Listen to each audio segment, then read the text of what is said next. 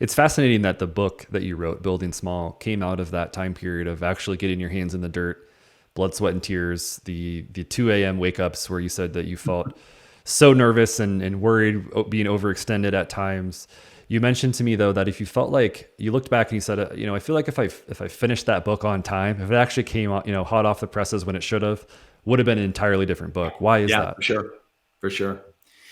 Yeah, because it originally started out, and again, it started. The whole idea was kind of I was leaving Denver. I forget which number of our forums it was, but I was flying back, and I was just again so moved by the stories I'd heard by these developers, so moved by the projects I'd seen, and so frankly angry at how hard this stuff is when this is everything that the communities wanted. And I thought, somebody needs to tell this story. So I naively said, "Well, I think this is something I've been wanting to write a book, but I could never find anything that I thought I would be passionate about to see it all the way through the end." And I was really feeling passionate about this, so I started on it.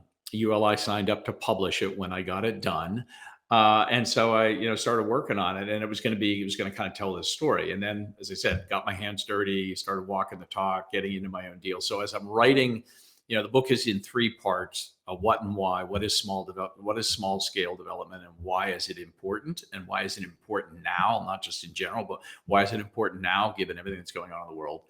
The second part is the how of small. It's really a toolkit. And then the last is the who of small, which is a series of projects and people. But anyway, so I thought this would be the what and why. And then as I got Mm. into it and I was learning all these things and people were asking at the forums and I was still doing some work, we would try to do some teaching through the professional development program. I thought, building small is different than building big. And real estate 101 textbooks out there don't get it. They don't tell that story. They just think is everything's generic. You do a pro forma and you do this. No, there are really subtle differences that if you're going to do this, you need to understand it. And as I was learning, there's a certain intestinal fortitude that you have to have that while a lot of people romanticize about doing this stuff, they really don't have the risk tolerance and or the Mm. ability to put one foot in front of the other when things go tough. So Mm. yeah, so I'm now 2 years behind on my schedule. I'm waking up at 2 a.m. because I'm not sure I'm going to be able to meet my next payment. Everything's 6 months behind on construction. I'm dealing with whatever issue there is. I mean, the night sweats are a real thing.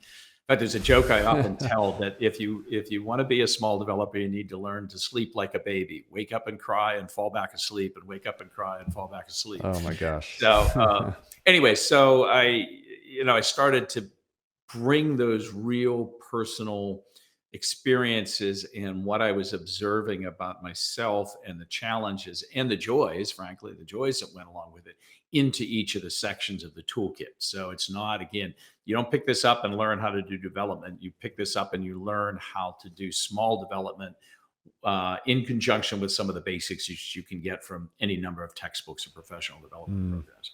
So when it came out, it really was, I think, again, as you said, it was 2 years late, but it was a very different book, and I'm really happy with it. And I'm so moved when people call and say, "Oh, this is the book I was waiting for. This is so inspired by this," or I mean, how many people picked up like a real estate development book and said, "I've been really inspired by this," Hmm. So, I think it did what I wanted it to do, which was both create the call to action and then start to give people the roadmap of things that they need to do, and then share with them some real examples that they can look at and say, "Yeah, I could be that person, or I could do that kind of project."